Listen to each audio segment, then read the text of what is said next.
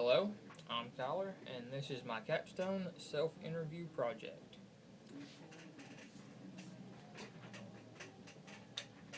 Question 1. Tell us your name and about your project. My name is Sir Arthur Eddington, and my experiment involved photographing a solar eclipse.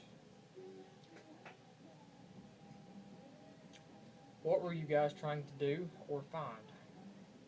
Our main purpose was to determine that Einstein's special theory of relativity was correct, opposed to the currently accepted Newtonian theory, by validating Einstein's equations through empirical observation.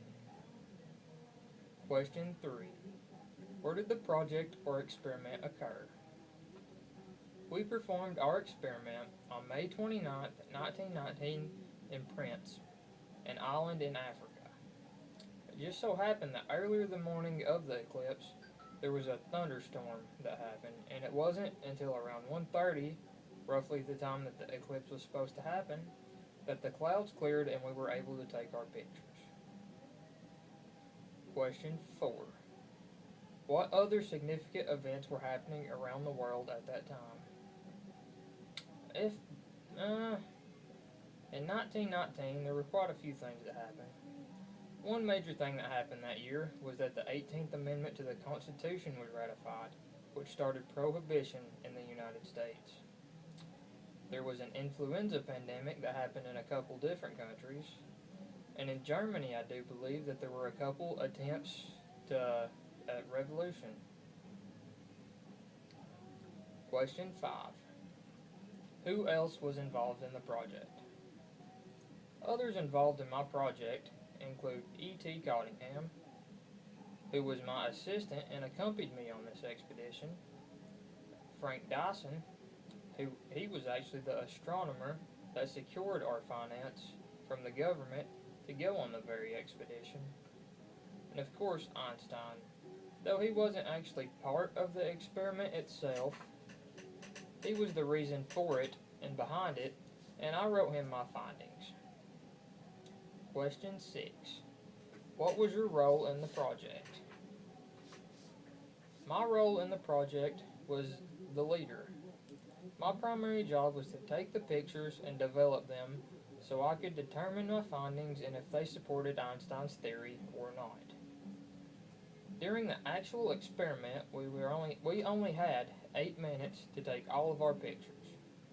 We were only able to take 16 in this amount of time, and I was so busy changing the plates that I never even got to see the eclipse itself, only the plates. It ended up taking me 6 nights to develop all of the plates, only being able to develop 2 per night. Then, on June 3rd, after spending the whole day measuring the prints, I found that my results ended up supporting Einstein's theory to be correct. Question 7. What impact did your project have on the physics community? This experiment had a tremendous impact on the world of physics, proving Einstein to be correct and changing the way we considered physics altogether. It added a completely new fourth dimension to our universe, space-time, in which length and time aren't consistent, but the speed of light is. Question 8. What is your backstory? Well, I guess I'll start from the beginning. I was born on December 28, 1882, in Kendall. My father died when I was about 2, so I never really knew him. I ended up growing up in poverty, though I never let that hold me down. Through my academics, I received a scholarship to Owens College, where I ended up graduating with my BS in physics in 1902. I ended up receiving yet another scholarship and ended up attaining my BA from Trinity College with it in 1905.